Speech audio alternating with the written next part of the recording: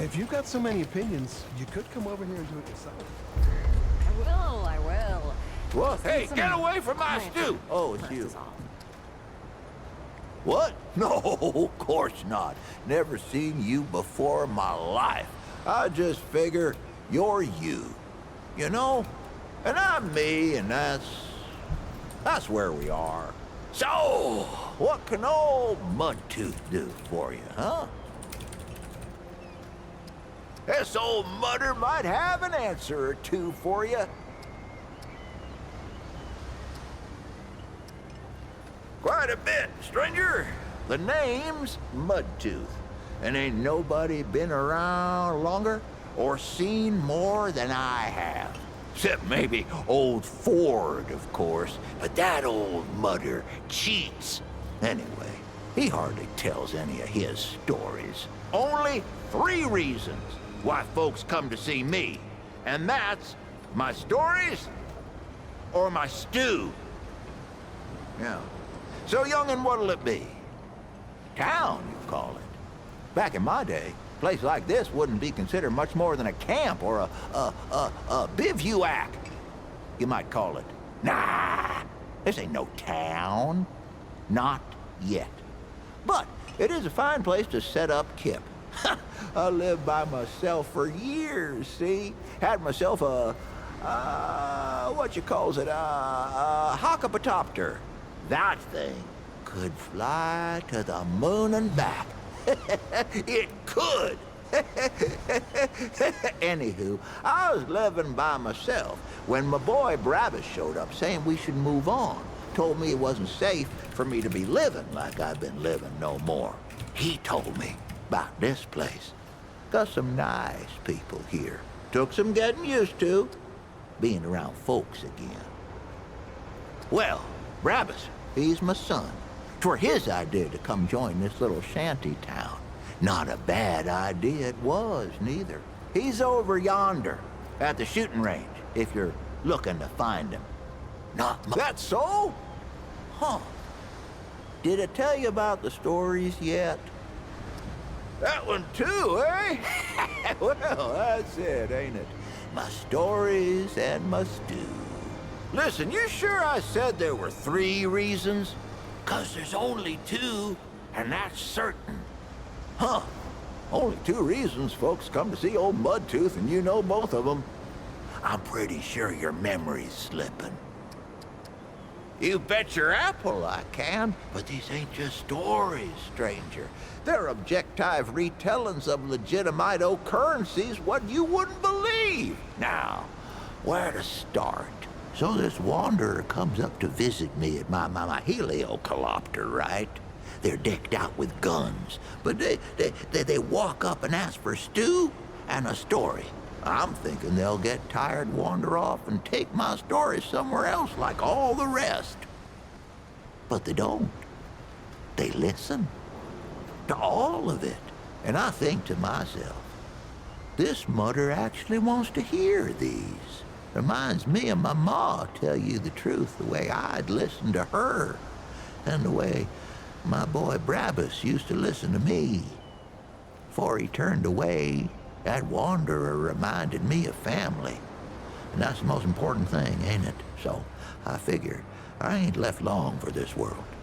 So I give 'em my wife's old watch in thanks. Ain't too long after that, my boy Brabus comes back in person, first time in years, with a watch chain peeking out his pocket. I knew a good thing when I saw it. I didn't say nothing. Just welcomed the boy back like nothing had changed. Family's the most important thing we got in this world, young'un. Don't forget that. You'll like this one. Back when the earth fell, a dragon, a real root dragon, took up residence over there, just like in old fairy tales. It started in them wards, see? Your eyes only hush-hush military conspiracizing farms and whatnot. That's where they made all their weapons and did them experiments. And just like those tales, it took a what now? It took a night to slay this dragon. Oh, ho, ho, but the dragon was crafty, all right. He knew the knight needed help, so the dragon gave it to him.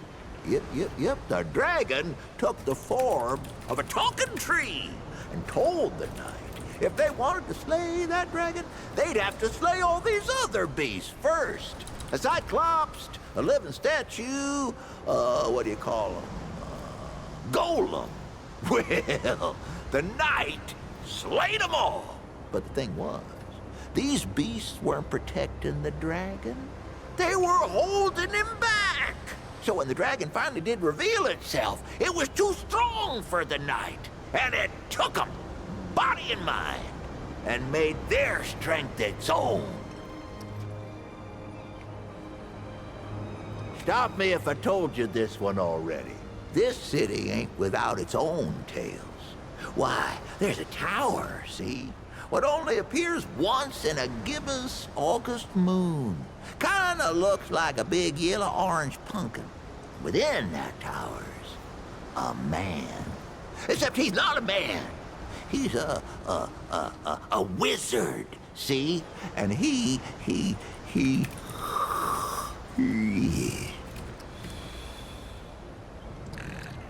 Oh, right. I was saying, and within that tower is a man. Except he's not a man. He's a wizard, see? He calls himself the Keeper, and he controls everything. I've seen him myself. Even talked to him once. Man, smart as hell. So smart, even I can't keep up with him.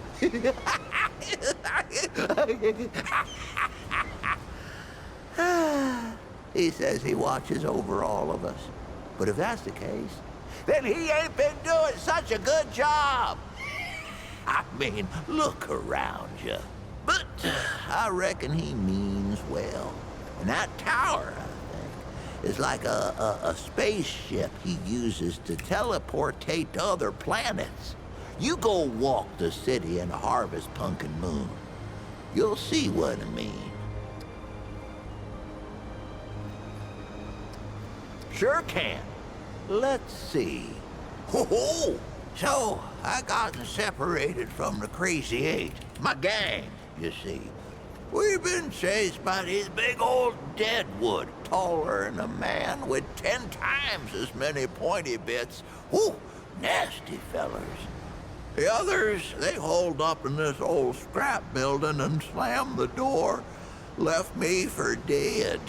There was no way in, but there were these old pipes underground. Sewage, judging by the stink. But I weren't gonna stay out there with deadwood creeping round, so I held my breath and crawled through what must have been half a mile. I come busting out of the pipes and right into the middle of the Crazy Eight. They were holding me a funeral. I stand up, covered in mud and God knows what else, and just smile at them.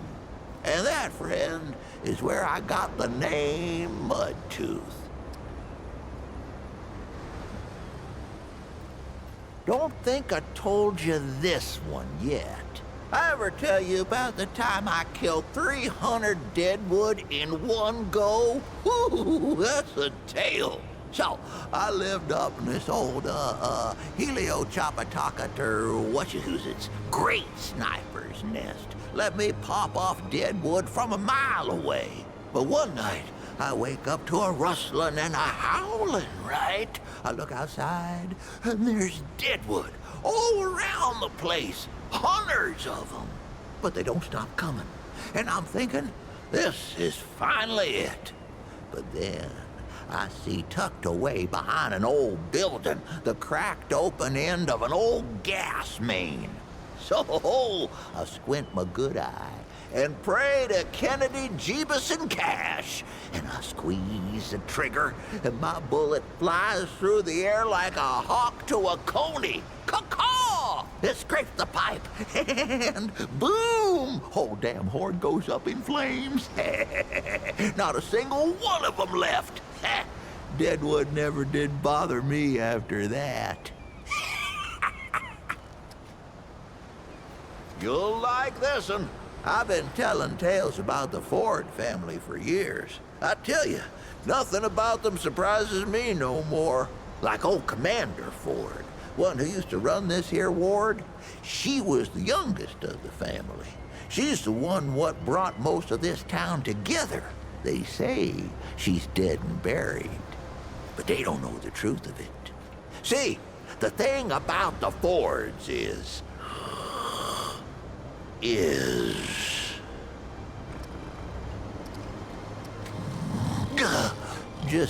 just pausing for drama, see? They say she's dead and buried, but they don't know the truth of it. See, the old commander were the youngest, but she ain't the last. Old Ford, her grandpa, is still kicking here in town.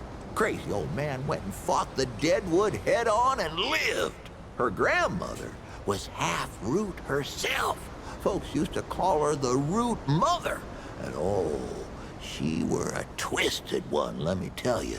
The thing about the Fords is they can't die. Not a single damn one of them. I mean, look, they all thought old Ford had died long ago, and there he is, plain as day. I don't care what anyone says. I swear to you on my unborn brother's life, the other Fords are still out there somewhere, too. Let me see here. Ho! I ever tell you about the Shrouded King? No, it ain't a book. It's real, I tell you. Real as every damn story I know. He's the king of another world, see? And his world was overrun by the Root just like ours. Or at least it was gonna be. The Shrouded King, he got his people together to draw as much power as he could from his own ding-dang-dingity son. Used it to make himself a weapon. Soon as the Root showed up, he fired the damn thing. Now the king, he knew what was about to happen, but he didn't tell nobody. That weapon weren't just gonna scorch the Root. No, it scorched the whole dim darn dingity world. Burned the Deadwood the hell out of there. Killed half his kingdom and twisted the other half into something unrecognizable. And that's why he wears a shroud, see? Because he done twisted himself in the process. But he don't want no one to see the mangledy bits of his face parts. You'll like this one. You heard about the old wards, right? Hell, you should have. You're on top of one. The wards were where the Root were born. Government experiments, you understand. Well, the oldest one, Ward Goose Egg it's called, was where it all started. And that's where it was worst, see? So this mad scientist by the name of, let me see now, what was his name? Leto was his name. He says there's only one way we can stop what we made and save the world. So he flies his heliopopper. They flew back in those days, see, that's what they were built for. And he looks down at the ward where the Root are pouring out like ants. He says, blow that sucker up. And boy, they did. Blew the whole damn thing. Didn't stop the Root, though. I mean, obviously.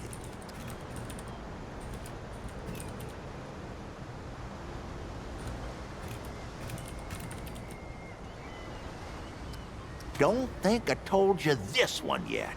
You've been introduced to that girl Clementine. Powerful woman she is, but she weren't always so. She's near as old as Ford is, if you can believe it. Even older than my old bones, how about it?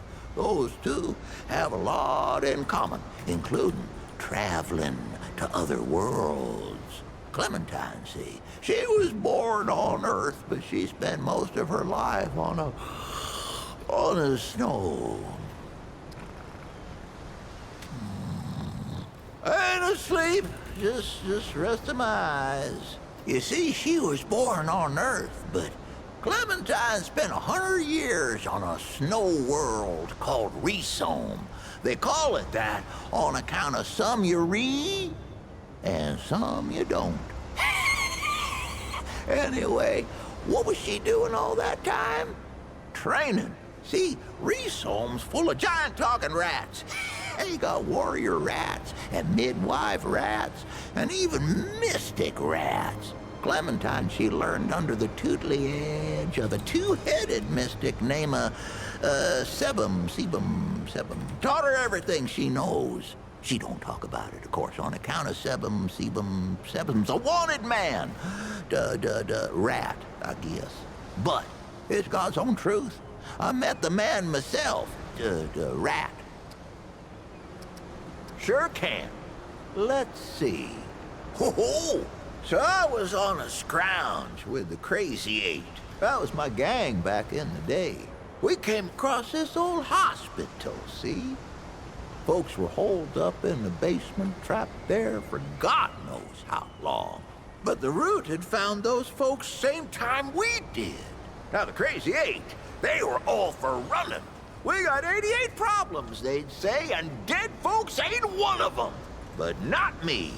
I knew those folks needed help. Also, knew they had food and meds. So I fought for them, tooth and nail. Literally a-biting and a-chewing the damn deadwood off me. When it was over, the Crazy Eight come up to me, and I just smile at them, with root bits stuck all over my teeth. Looked like mud, they said. There you go, Mudtooth. Name stuck ever since. Let me see here. Ho-ho! You want to know the truth about young Bo over there? To start off with, the boy ain't all that young. I mean, sure, he ain't nothing to old Mudtooth, but ain't a lot of folks around who remember him as a boy no more. Why is that? Well, I'll tell you. Bo Ward, he made a deal with the Wanderer. Don't believe me? It was Bo who met the Wanderer at Old Ward 10 and 3. And it was Bo who took him over to that Ward goose egg, the one where the Root started. And he won't admit it, but it was Bo what rescued Clementine and shut the door on the dead wood for good. The boy's more than he tells, and a good deal more than he knows. Why else would folks around here put him in charge of everything? Stop me if I told you this one already. I do miss the days when you could find the stuff the old world used to make. Canned foods, spiced chocolates, electronical music boxes. Oh, found this old can of what's-it once. As in, we literally did not know what was in it. The can weren't open, but the label had long rubbed off. Finding that was like all our birthdays at the same time. That can must have been 100 years old, banged up and bloated. Could have been anything in there. So, my boys did what any good family would do. They dared me to drink it. Well, I ain't one to back down from something stupid. So, I grabbed the can and said something sensually flattering about their mamas. Then, I popped the top. Woohoo! Damn stuff hissed and fizzled like some kind of brown sludge demon. Smelled like one, too. I chugged the whole damn thing. The thick goop tasted like scented sewer water. Burned my brain like a chili pepper. I nearly puked with each swallow, but I weren't gonna give them the satisfaction.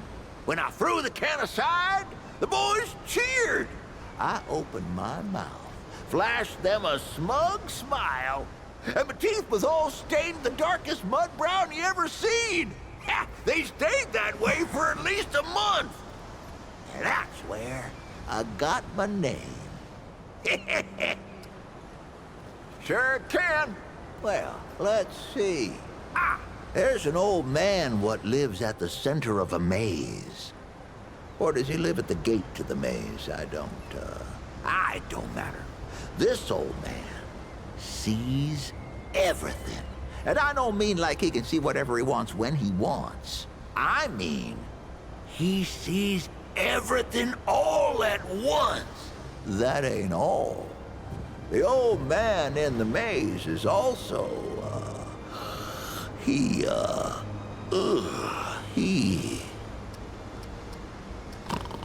No, I'm awake. That ain't all. The old man in the maze is a maker. The maze, see, is like a spider web full of doors, stretching its threads every which way. And this watcher man sits at the center, and he don't just watch. He makes. Where there ain't a door, he makes one.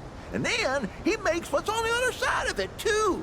Ho, I can see on your face you ain't buying it. But I tell you, this earth of ours is just one door in a dozen hundred. And if in this maze watcher decides he wants someplace to end, all he got to do is snap a thread and poof, no more door, no more world. Ho, here's a good one. I ever tell you the secret behind my stew? Well, I ain't gonna. But I will tell you how it came to be, yeah? The original recipe comes from my ma, of course. But that ain't the end of the story. My ma made a fine stew, but it weren't nothing to tell tales about. Not until the day me and the Crazy Eight got ourselves trapped in one of them old, medieval, meditating... We was trapped in one of them medicinal compounds full of pharmaceuticals and whatever you call them. And I had nothing but a dead coney and an onion on my belt, which weren't good for much but were the style at the time. So we scrounged for ingredients. Well, them hospitalities ain't no good for food, but they do have some pretty mean spices lying around if you know what you're doing, which I do. That night was the best stew any of us ever had in our lives. Kept us going for days, until finally the dead wood outside got bored and took off. And that, friend, is the same stew I make today. I even use the same ingredients as them back in the day medicinals. Better even. Ho, here's a good one. You met old Wally yet? The boy ain't right, but not in a mudder way. He just ain't right. Talks to the root, he says. I reckon I know why, too. I ain't never told him this, but I was there at his birth. Don't believe me? Ha! You wouldn't be the first. But it's true. That boy Wally was born under a blood moon. Always strange, they say. Harbinger of changeification and whatnot. I heard him cry out his first breath I did, and I says to myself, that ain't natural. Like the squall of some blackbird. Caw-caw! Oh, don't tell him I said it. He wouldn't believe it anyway. Or maybe he would, come to think of it. You talked to him yet? Boy ain't right. Let me see here.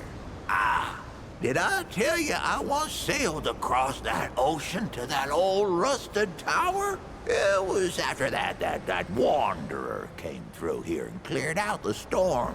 Old Mudtooth's crazy, you know, but I ain't stupid.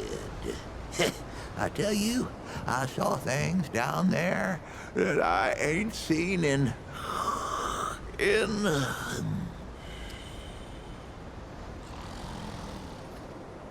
Yeah, I'm getting to it. I tell you, I saw things down there that you ain't never seen in your life. down there in that rusted place was just machinery and roots twisting every which way, like the root themselves had built it. But they didn't. No, that old place was called Ward 10 and 7. You can see it plastered all over, and it was built by humans. By the folks Ford himself used to serve, if you can believe that. Oh, he'll deny it, I'm sure. But all them electronicals they got down there are the same damn things you'll find in old Ward 10 and 3. In that place, I know he found it. He's the founder, after all. What were they up to down there? Now, that's the question. I heard some answers myself, but I don't know if I believe them. There's a story for another time. Here, right good listen, Tater friend. Tell you what, though, I'm a little light on the stories right now, but you look like you could use yourself some company. I got just the cure for that. And I ain't talking about Mudtooh this time. Take this and check back with me later. I'm sure I'll have some newly remembered stories for you then.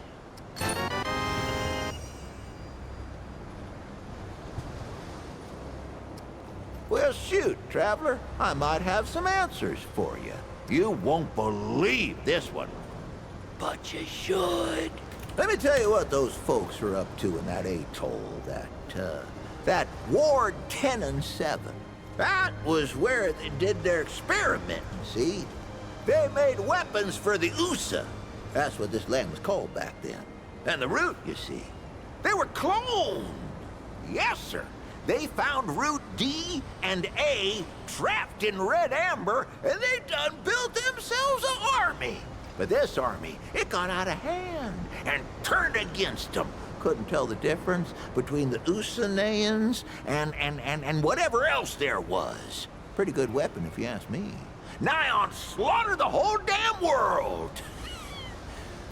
Makes you think, though, what else were them Usanayans capable of? Maybe it's for the best they ain't around no more. Stop me if I told you this one already. You ever wonder what the world was like before the Deadwood came? Well, pull up a chair, young'un. The world was filled with people. I'm talking millions, maybe even bazillions.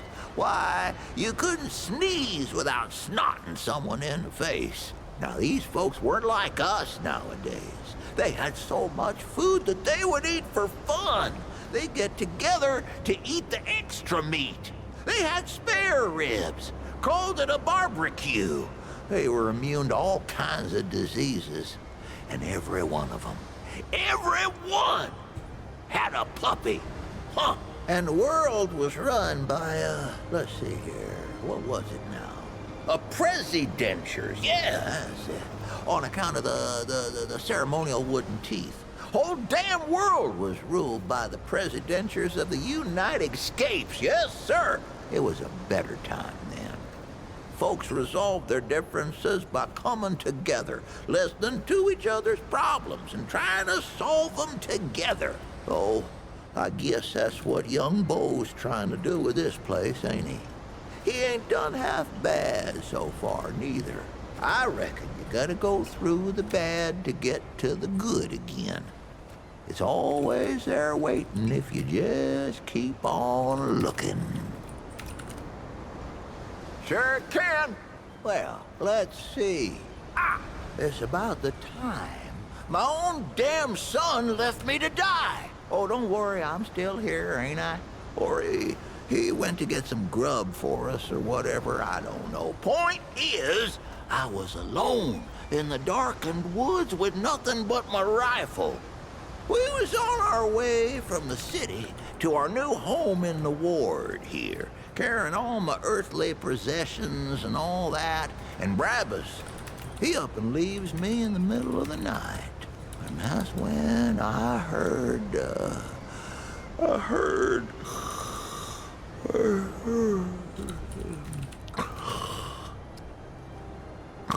No more shoes. I'm drowning in boots. Huh? Oh, right. Anyways. I was attacked. 20. No. 50 deadwood come crashing through the trees.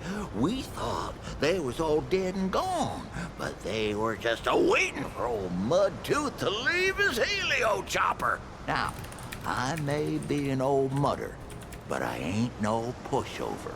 I blasted them down, left and right, laughing all the time. Ho, I was winning. Until something snuck up on me and concustipated me upside the head. I don't mind telling you, I thought I was done for. Then, a growling starts. Deadwood back off, and I look up to see a dog there tearing them apart, literal limb from non-metaphorical limb. We fought the rest off together, that dog and I thought to myself, now there's a mudder what's got some teeth. Turns out he just wanted some of my stew.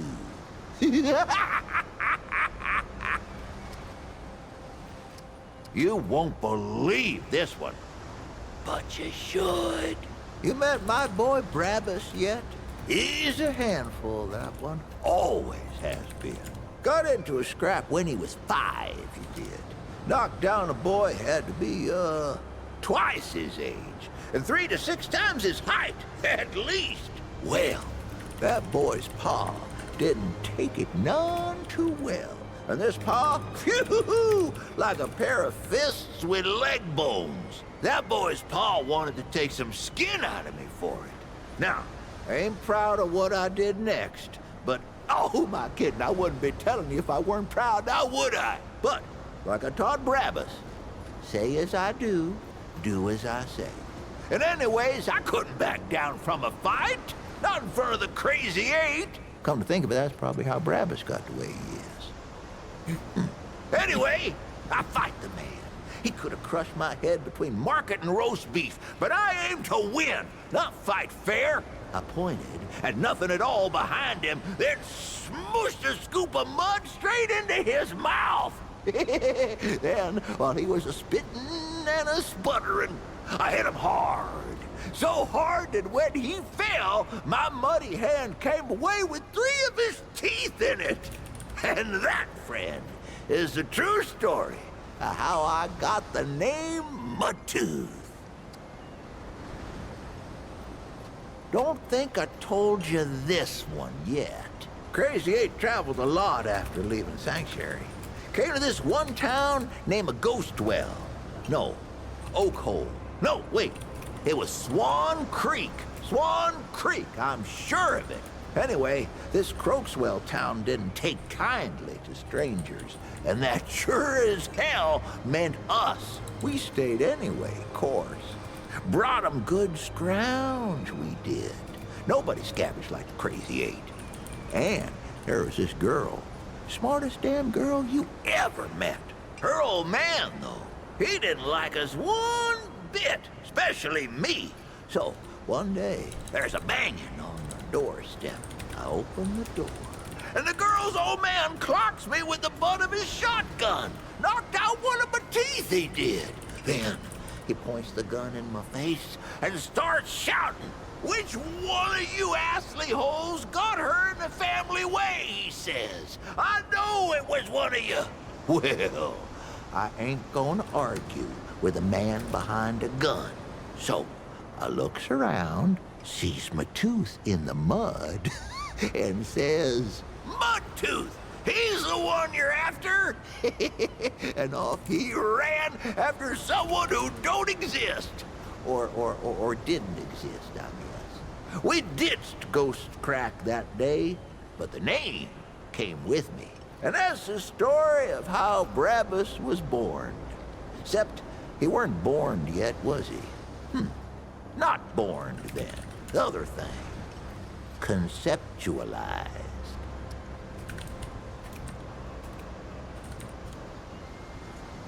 This one's, 100% true.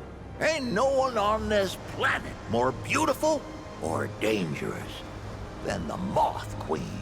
She rules an old swamp about 100 miles off in, that direction. Folks say if you climb one of these here towers on a clear night, you can see the swamp lights a-flashing. But them ain't no ordinary swamp lights. And she ain't no ordinary queen. She don't lead her people, who really ain't even people, come to think of it.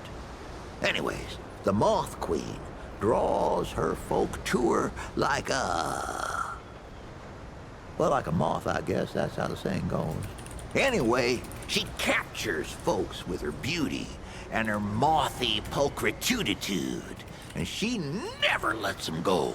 She infects their mind so they never want to leave. And she turns them into something else.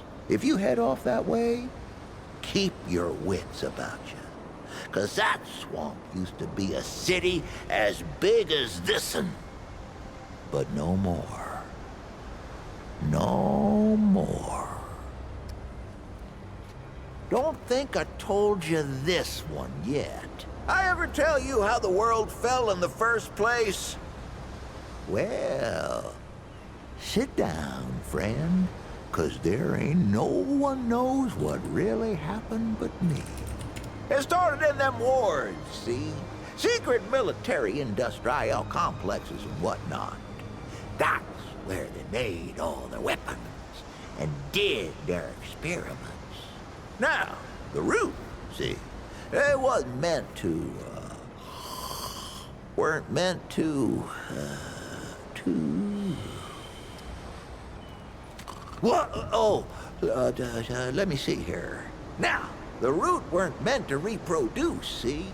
They was built as a weapon, but then they done breeded and got out. And well, we all know what happened after that. Only reason the root stopped was 'cause the Wanderer, well, he flamethrower-sized their queen, see?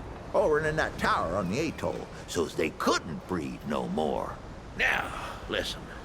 You might hear Ford tell you something different, but you look at the two of us and ask which has obviously been around longer. Which of us is most like to have been there, huh? You ask yourself that, and then you just look my way, 'cause that's who it is. Don't think I told you this one yet. Long time ago, when I was just 10 years old or so, I moved to a place called Sanctuary. Sanctuary was true to its name. It was a place where folks came to be free from the dead wood, to protect each other. A lot like this place.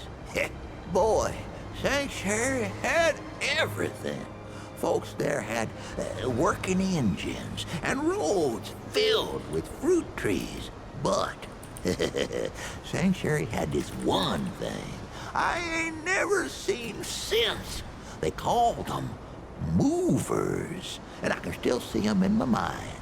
See, they'd hook up this battery, right?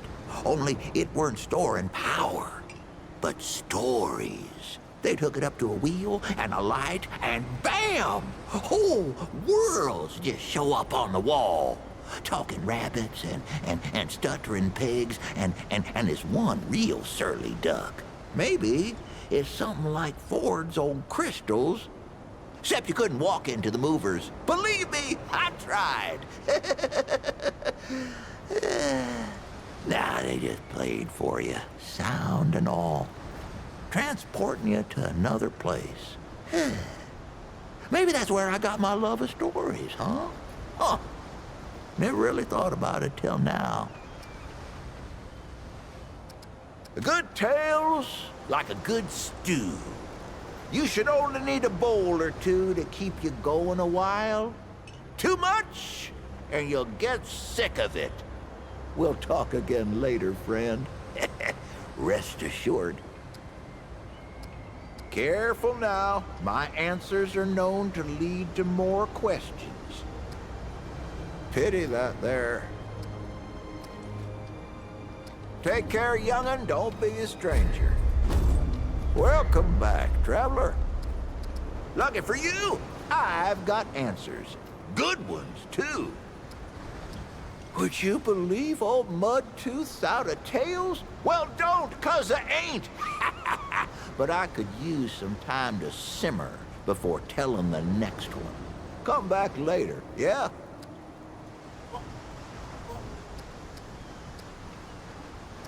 Questions?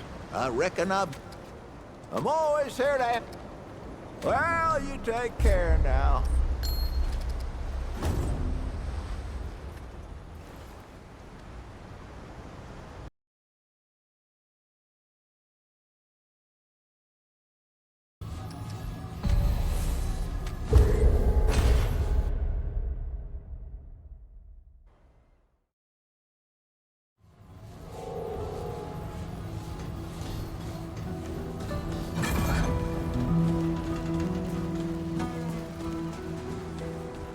Hey again.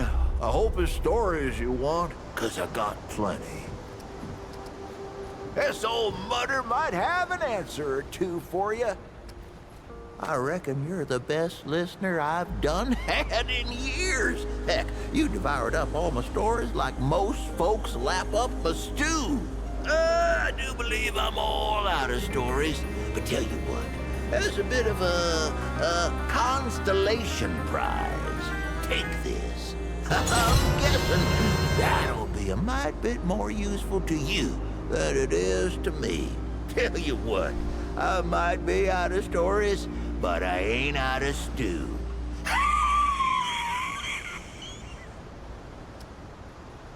That's too bad. Be sure to let me know if you do. Oh, careful now. My answers are known to lead to more questions. That's too bad. Come round again sometime here.